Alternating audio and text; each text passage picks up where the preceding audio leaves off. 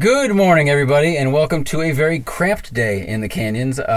We are sitting in a 914-6. This is Matt from Michello's Porsche Restoration. You gotta shake my hand. You've done this before. I forgot that last time, too.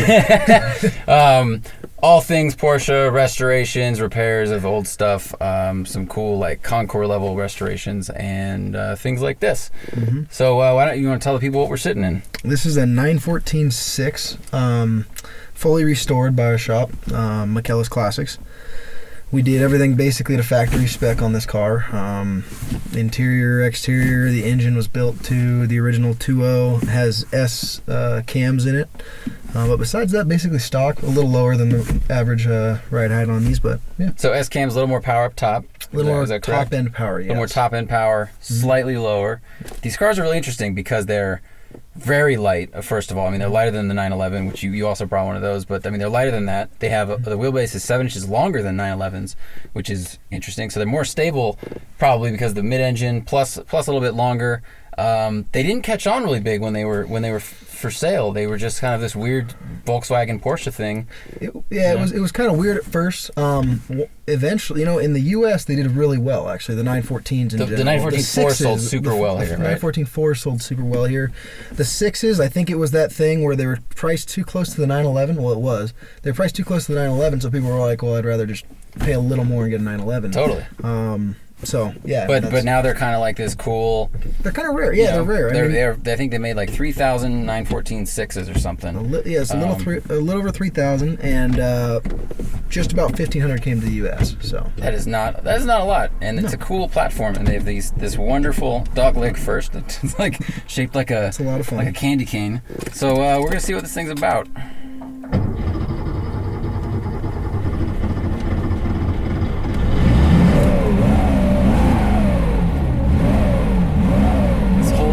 I love the headlight knobs here are like fading paint. It's just the way things were kind of built back. Like this reminds me a lot of my dad's P1800 interior. All right. I'm gonna go downhill first. Sounds good. This thing feels like a go-kart just sitting here. It kind of is. That's what it is. It's a street level go-kart. All right, when we're not moving, the steering feel is very light.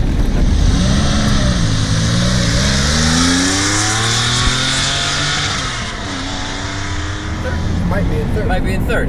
It's all right. It happens. Actually, thanks for downhill. There we go. You know what? We're going to have to crack less the window shifting, a little bit. A little easier. We're fogging the windows up here. Left shift, yeah. It's like an automatic now. You start in third.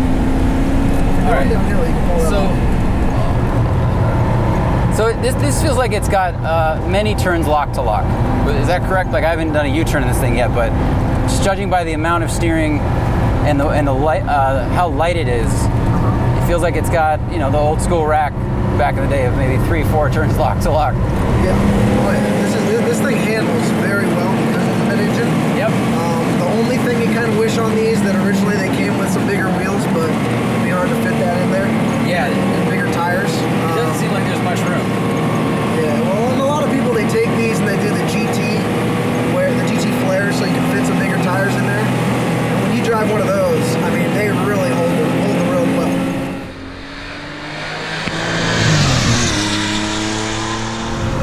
So with the noise right behind us, and everything feels really tight. It's actually very firm suspension, and so we're kind of jiggling. It feels like we're going 100 miles an hour, and then I look in the rearview mirror, and there's like a 330 Ci behind us. Oh, he is a front mount intercooler though, so that's a serious car. I'm gonna let him by because he probably has 4 to 5 times the horsepower we do. We'll see. Give it a thank you. All right. I'm not trying to learn the limits of this car in the first 3 minutes that we drive it.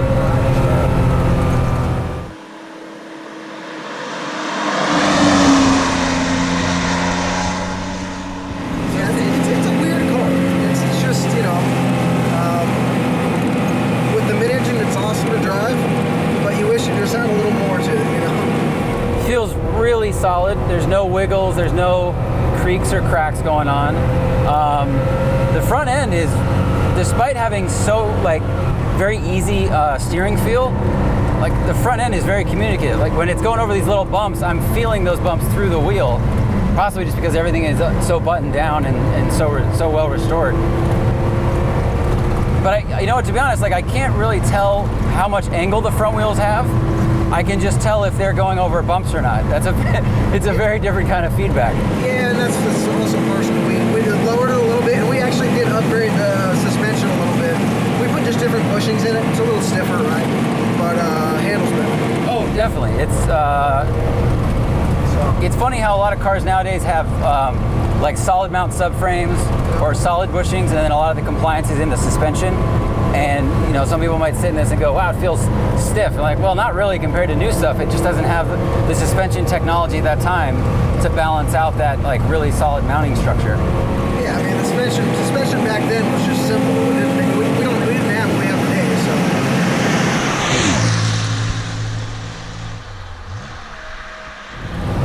Visibility is amazing, as everyone would expect. I mean, it's like sitting on the front end of a bus.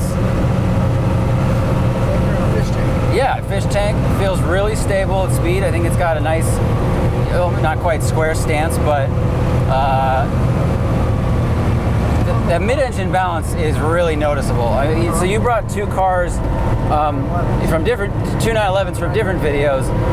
One was a 79, one was a 73 and a half, both of which you could feel that weight in the back. Even with a really wide stance on your turbo, which is a very cool car, you can just, it's right here, and it just feels like we are the engine. The force, yeah, the force is just going this way. There's no pendulum. The 911 engine where it sits a little scarier because it kind of swings. If you don't watch it, you'll swing your back end out. But this swinging is not a good thing. We're gonna turn around. No, that's a huge. There's a big dip there. We're gonna turn around up here. I do love the gauges. I mean, people talk about the old gauges are really nice because they're still gauges 1, and they didn't have, like they knew how to make them a few different ways and not 100 different ways. You know, they couldn't just print plastic. It's like you got these metal centers, orange dials that move, very aeronautical, really cool stuff. Yeah, all mechanical. Whoops, we go this way.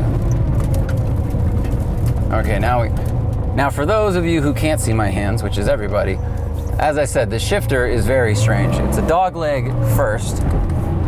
It's more like a candy cane curl first. So you go like this to go into first gear, but then you can go straight up to second. Why? I have no idea. I don't even know how the internals can make that happen. 911s even had that up till 60. Oh no, so 70, strange. 71. 72 it changed the 915. They use 915 gearbox.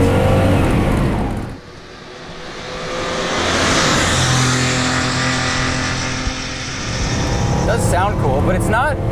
That's a little noisy in here. I was gonna say it's not that bad, but this would be a loud drive on a couple 100-mile road trip. But yeah, it is.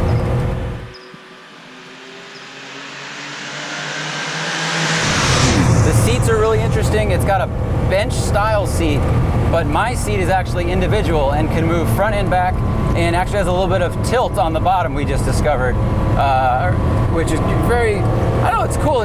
You can see where they were starting to think of ergonomics. You know, Porsche today, everything is like in hands reach. The ergonomics are really great. It's just really easy to use, and this feels like the beginning of it. There are, of course, some errors. Like I would say a dogleg first is an error as far as usability goes, but back then it was a performance car, and that dogleg first probably isn't too great for performance. Oh, I mean, you know, they were. I'm not trying to say they were the only people doing things incorrectly. Like the 60s and 70s, people were all over the map. You know. Well, the dogleg I actually really like the dogleg first. Once you get used to it. Do you like it because then first gear's out of the way, and then because you're most like right now we're just using second. Because it's funky. And I mean, the more I love the Porsches, the more I get to love them. I start to like the kind of just weird different things more. Okay.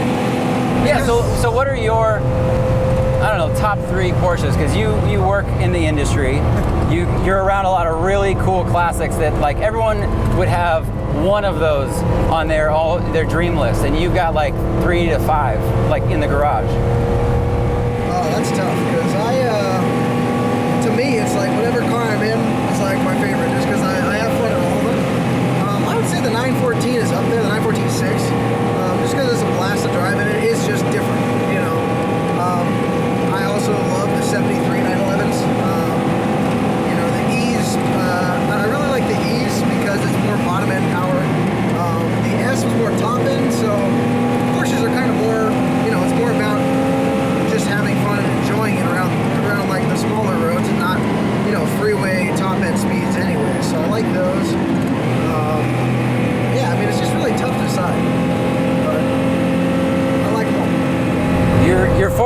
definitely get a workout steering this car. It's so funny that when we started rolling away from the where we were parked, it was effortless to turn it.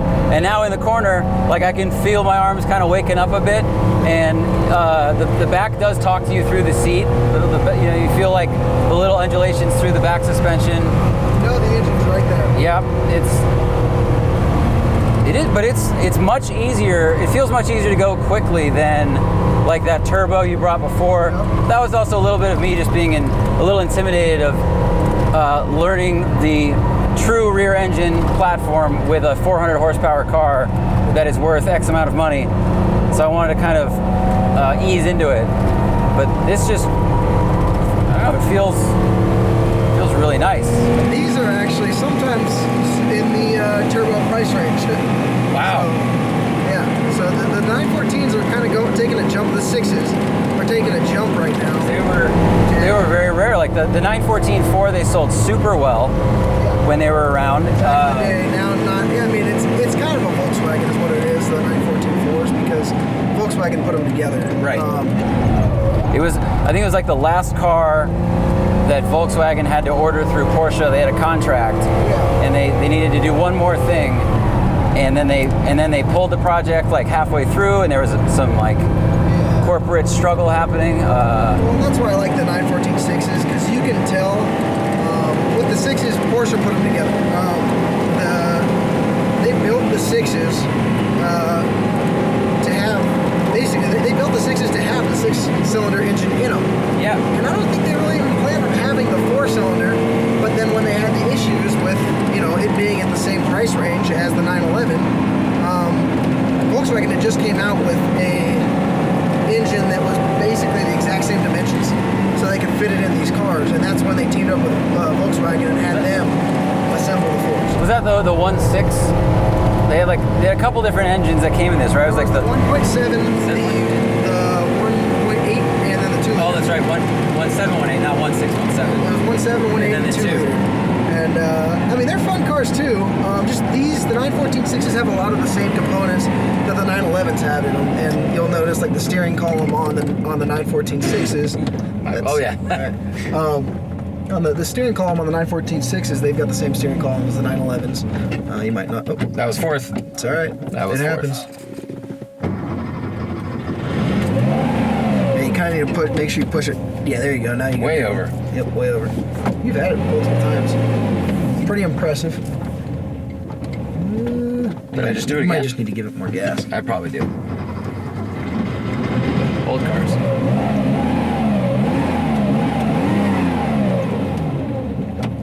Okay. Just give it a good amount of gas. Might be in third. There you go. Go in second. You might have been in third again. I was in third again, even though I went around the block. Or I thought I went around the block. I apologize. It's all right. I mean, that's all right. You were watching the hand motion. I was like, here we go. We go around, 3rd Street, circle back on F, and like. Now, getting to know these things is just weird. Like I said, once you get to know them, it's kind of fun. Right. Because you don't think about it, I'll mail you a clutch. You're fine. It's so tractable though.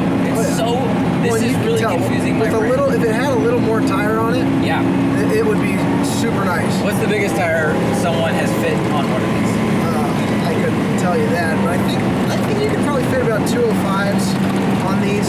Okay. The problem is the wheel. You're gonna probably eventually have to get a different wheel because I think this is a 5.5 or maybe only a 4.5. These are 14-inch wheels, so.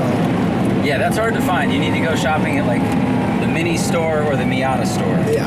And then you might be able to find those.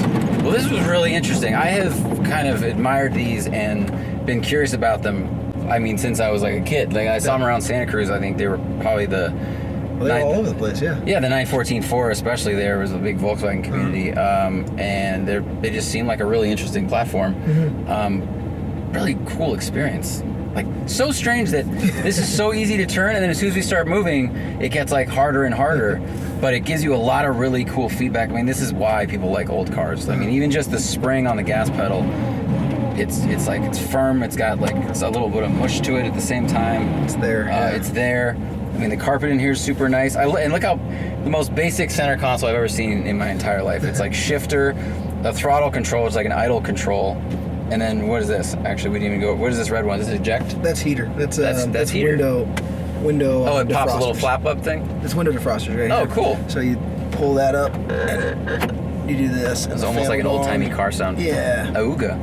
Awesome. Well, thank you very much for bringing this out. No problem. And Thank you for having me. yeah, people check out McKellar's Classics. You guys have website, Instagram, whatever. McKellar'sClassics.com and then just McKellar's Classics on Instagram. So yeah. Cool. They have a lot of really cool stuff. A lot of interesting things. Some really fast, some a little bit slow, and then this is kind of like in the middle. This is really cool. Oh yeah. This is a fun car. All right, man. Thanks very much. Thank you for guys. having me. Thanks for watching. Follow us on the podcast, Smoking Tire, Instagram, Twitter, all the usual things. So thanks a lot.